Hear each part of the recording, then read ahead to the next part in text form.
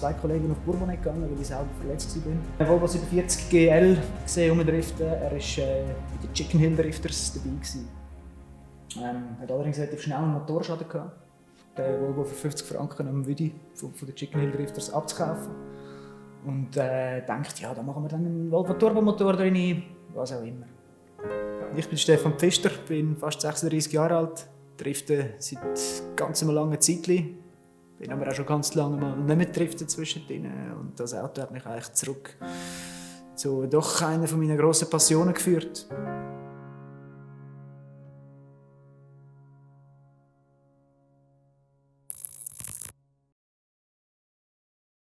Das ist mein Driftauto, Volvo 47 GL. Inzwischen ist er zum Volvo M67 CSL mutiert. Was bedeutet das? 47er Volvo-Baureihe, das 4 in der Mitte vom 47 steht für 4-Zylinder-Motor. 67er, die von außen genau gleich ausgesehen haben, das damals Oberklasse-Modell war, steht für 6-Zylinder-Motor. Gut, jetzt heisst er aber M67 CSL, CSI, wie man will. Es ist so ein bisschen Spielerei der Name.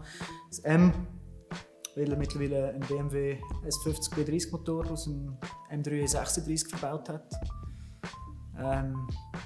Und M67 denkt jeder, was soll das? Eben, das soll es. Es ist mittlerweile ein gekreuztes Modell.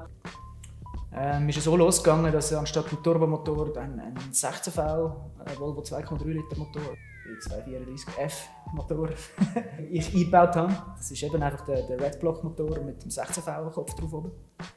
Es war eigentlich noch erstaunlich lustig, gut spritzig, und ich bin, die mich kennen, wissen, dass ich eigentlich gerne ein bisschen untermotorisiert Auto fahre, weil ich ein bisschen mehr Wahnsinn wollte. Auch das kommt eigentlich zurück auf das Auto.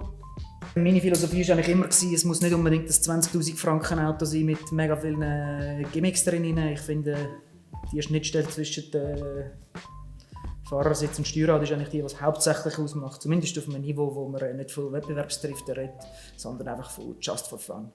Ja, im Prinzip wäre das Ganze einfache, man kann sagen, Missile gewesen, wenn es mir nicht die ganze Zeit das Getriebe verrissen hätte. Weil die Volvo Handschaltgetriebe, M47 und M46 Getriebe von der 700er Baureihe sind nicht unbedingt als sehr robuste Getriebe bekannt, so ganz im Gegenteil zum sonstigen Volvo. Das Drittgangproblem war, wo einfach der Clutchkick par excellence gegangen ist. Und wie gesagt, wenn du nicht unbedingt durch Leistung glänzt, dann musst du ein bisschen mehr geben. Ich war kurz davor, in Schweden ein Renngetriebe zu bestellen für 4.000 bis 6.000 Franken. Was dann vielleicht doch ein bisschen Overkill gewesen wäre, aber ich hätte es eigentlich gerne gemacht.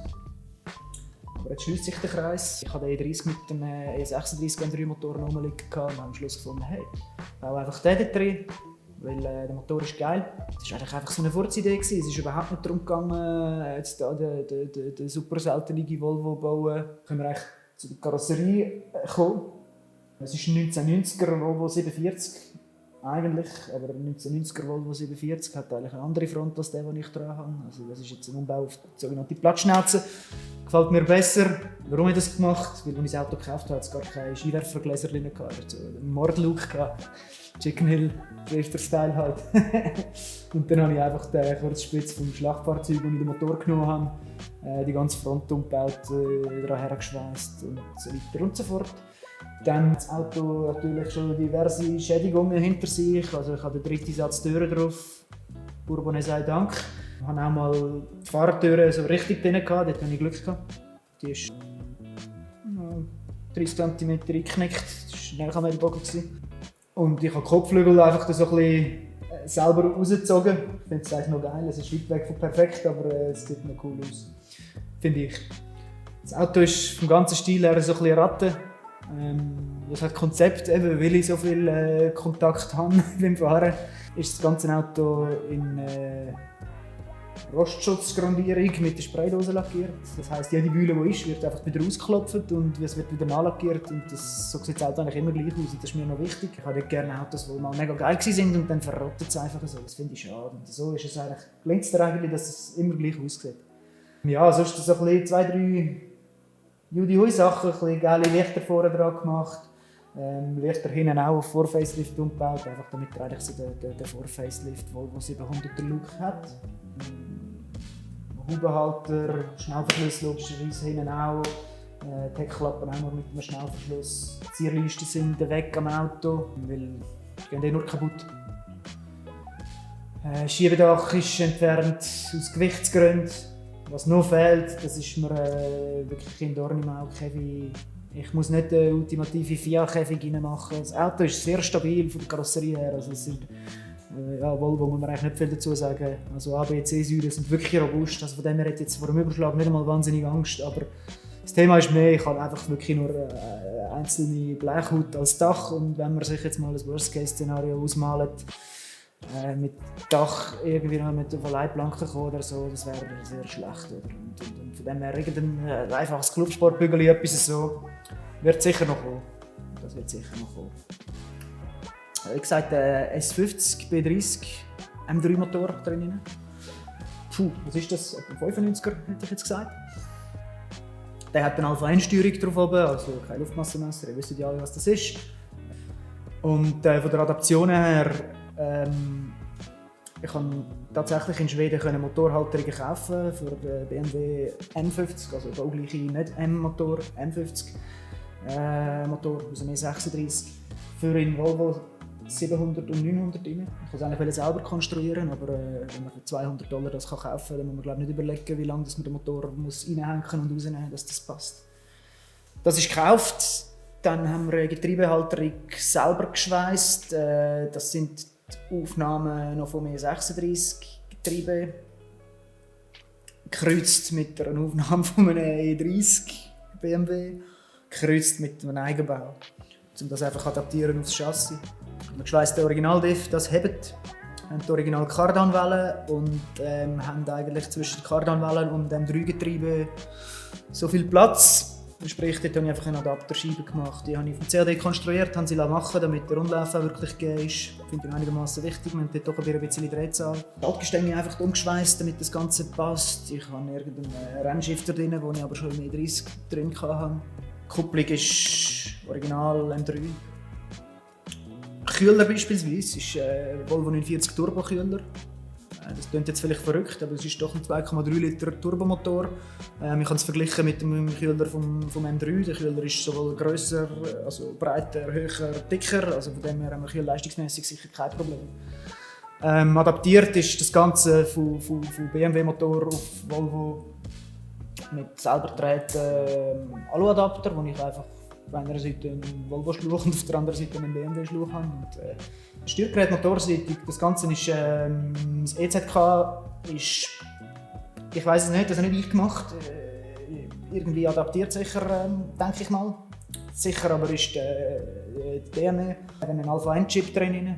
Ich meinte, in Wallis damals gemacht worden. Das verhebt so weit, dass das Auto läuft gut, ist nicht übertrieben scharf irgendwie eingestellt und ich finde eigentlich ein M3 36 Motor muss man gar nicht mehr Wellen rauskützeln. Das ist eine ganz solide Geschichte und da macht man mehr kaputt als gut, wenn man dort irgendwie irgendwelche Geschichten versuchen. Der Motor ist auch Einzelvanos immer noch drin. Nockenwellen, alles zusammen original. Auspuffseitig der Original Krümmer. Ich glaube, da gibt es auch nicht viel Besseres als der Original BMW Krümmer. Den musste ich nie anpassen. Weil sonst wären wir da mit dem Fahrschemel in Konflikt gekommen. Was noch zu machen ist im Moment ist ein Auspuff. Da bin ich noch am liebsten die Sidepipe machen. Weil ich bin einfach Freund von kurzen Auspuffanlagen. Das Auto ist doch relativ tief und irgendwann muss noch ein Schalldämpfer rein und wahrscheinlich werde ich hinten rausgehen. Was mich ein bisschen stresst, weil du hast eine Starrachse und dann musst du die ganze Verrohrung über die Starrachse ziehen. Das ist nicht so cool. Aber das ist noch zu machen. Der Kabelbaum vom Auto, der ist komplett rausgenommen. Der ist komplett eingebaut. Es ist nur noch das drin, was es braucht. Das ist so ein Spin von mir. Ich habe nicht ganz viel Kabel.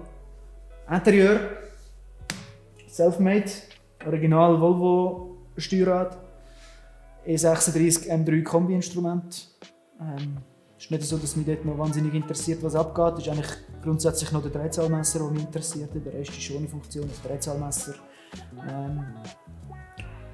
Und dann haben wir separat VDO-Instrument, Öldruck, Wassertemperatur, Öltemperatur. Das ist das, was so ein bisschen interessiert. Ansonsten die Mittelkonsole war ein verbrochenes Skateboard mit den elektrischen Funktionen drauf. Das ist eigentlich so ein bisschen minimalistisch gehalten. Ich finde das cool. Auch so, wie es mir gefällt. Style.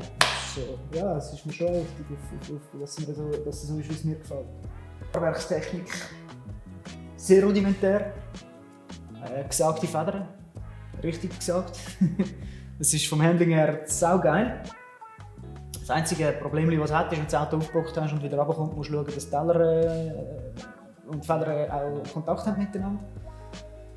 Das ist rundum so. Hinten sind sie aufgeschraubt, sodass eben das Auseinandergehen beim Aufbau nicht passiert.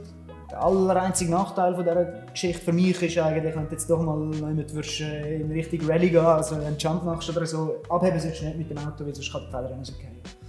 Aber vom Handling sonst saugeil. Vorher habe ich Bilstein, frage mich nicht, wie sie heissen, Stossdämpfer drin mit fetten Tauchrohr, das ist auch relativ geil. Und hinten sind einfach die originalen Volvo Stossdämpfer.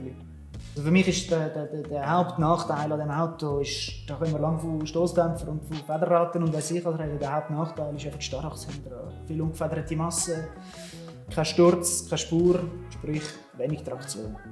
Und ja, mittlerweile gibt es so coole Sachen, die man macht, so Redneck-Methode, um mit einer Schweißnaht Vorspur geben oder einen Sturz geben und so weiter und so fort. Wenn es dann mal in die Richtung sollte gehen, dann würde ich wahrscheinlich eher eine Volvo 960 Multilink-Achse, Einzelradaufhängung montieren.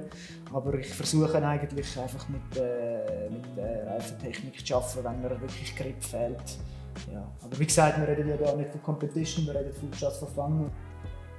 Von der Philosophie her vom Auto soll es aber so bleiben, dass ich nicht auf irgendwelche Riesenfelgen gehen, auch nicht extrem breit gehen. Ich habe eigentlich Freude an kleinen Rädchen, ich finde das cool. Das ist so ein bisschen, ich sage das so ein bisschen Tourenwagen, 80er-Jahre-Style, das ist so ein bisschen mein Ding. Das gefällt mir. Es ist sicher so, dass ich hinten ein bisschen breiter könnte gehen. Eben ist ja Logo, gerade das Thema Grip, das eigentlich fehlt hinten dran. Gerade das Thema kein Sturz haben hinten dran. Das heisst, ein bisschen Auflagefläche schadet definitiv nicht. Da würde ich mal schauen. Es ist auch möglich, dass ich dann einfach mal eine Adapterplatte kaufe und dann BMW-Felgen drauf knallen kann, was auch immer. Von den Felgen habe ich diverseste Original-Volvo-Felgen, was ich jetzt in der Vorderachse drauf habe im Moment. Das ist, ich kann nicht sagen, wie sie heisst, die haben auch so lustige Namen. Aber es ist eigentlich ein Volvo 760er Felgen, der normalerweise so einen Chrom-Mittelraddeckel drauf hat. Und wenn du den wegnimmst, hast du eigentlich so einen geilen Gullideckel-Style. Gefällt mir zusammen mit 195 5015. Das ist so meine Lieblingsraddimension. Macht es eigentlich ganz schön was her.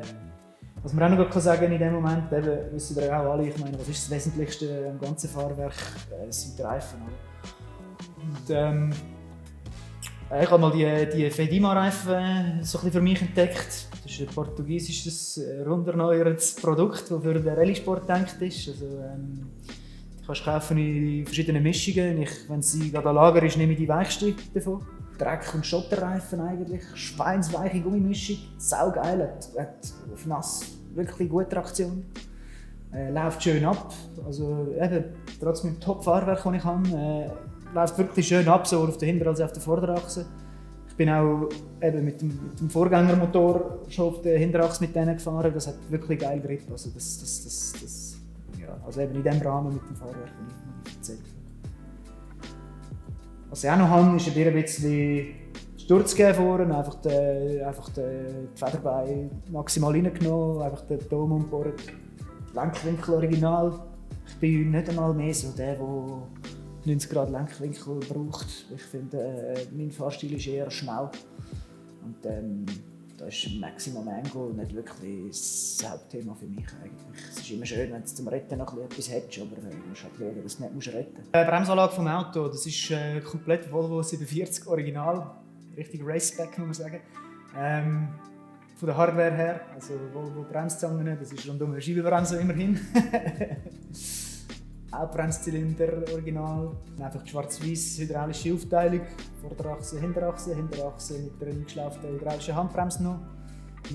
vor der hydraulischen Handbremse einen Druckminderer, damit ich doch die Bremsbalance ein bisschen einstellen kann. Ich fahre gerne auch mal noch schnell, sage ich jetzt mal, und wenn man dort ein bisschen die Bremsbalance einstellen kann, schadet es nicht. Was ich auch gerne mache, ist beim Driften relativ viel Bremskraft hinterher geben, damit ich eigentlich gerade ein bisschen die Handbremse zum Teil noch ersetzen kann, einfach mit dem Bremsen. Das ist das. Ich würde noch gerne etwas sagen zu Motorgeschichten, Ansaugtrompeten. Ja, das ist so ein Projekt, wo ich momentan noch ein bisschen dran bin, wo ich eigentlich auch so ein bisschen im Kleinen auf den Markt bringen möchte. Ansaugtrompeten für offenen S50-Motor, also offen sprich Alpha N ohne Luftmassenmesser. Man muss ja das Rad nicht neu erfinden, es gibt ganz geile Carbon-Airboxen. Kostet einfach ein Gewehr. Ich finde nicht, dass man ein Driftauto ohne Luftfilter fahren sollte. Das darf jeder machen, ich mache es nicht. Und jetzt habe ich momentan einfach die originalen Ansaugtrompeten drin, die eigentlich in die originale Airbox reingegangen wären. Und die stehen jetzt einfach im Freien raus. So ist das im Vorgängerauto auch gefahren worden. Das Auto ist allerdings nie für wirklich Pedals gebraucht worden, sondern mehr so für Showdriften und so. Und dort ist es da nicht so wahnsinnige Gefahr, dass jetzt da irgendwie Steine und Zeug und Sachen reinfliegen. Aber wenn du den einen oder anderen Kiesbett-Ausritt hast, dann, wie gesagt, ist der Luftfilter glaube ich schon nichts Dummes. Und dann habe ich CAD mal anfangen ein bisschen umzukonstruieren, also selber Ansaugtrompeten konstruiert. Kann man ja durchaus machen, weil die Originalen sind auch aus Kunststoff, also aus PA66, Polyamid, Glasfaser verstärkt, Spritzgussteile. Und meine Idee ist eigentlich, das Ganze im Rapid Prototyping SLS-Verfahren, also selektive Lasersinterverfahren, herstellen zu lassen. Wir haben da diverse Abklärungen schon getroffen und sollte preislich eigentlich ganz interessant herkommen. Das Konzept ist dann das, dass ich einfach meine Ansaugtrompeten habe, wo aber auf die Platte geschraubt wird mit einem Luftfilter, der alle 6 Ansaugtrompeten mit befilterter Luft versorgt. Was haben wir dann? Keine Airbox mehr, richtig, aber das brauchst du gar nicht. Also bei so 8000 Touren brauchst du keine Airbox, brauchst du gute Trompeten. Das ist das, was wir hier haben. Das ist noch nicht das endgültige Design. Vorher bin ich noch viel zu gross. Warum? Weil ich das Ganze vom Spitalbett aus designt habe und einfach die Ansaugtrompeten, die Originalen dabei hatte. Aber ich habe die Zylinderabstände vom Motor gar nicht gewusst. Darum da bin ich noch zu gross. Und ich werde sicher noch mal kürzer gehen. Also ich bin jetzt schon etwa 50 mm kürzer als die originalen Trompeten. Also man weiss ja, je kürzer, desto hochdrehzahlfreundlicher. Und mit der Alpha-N-Steuerung interessieren die unteren 3000 Touren jetzt definitiv nicht.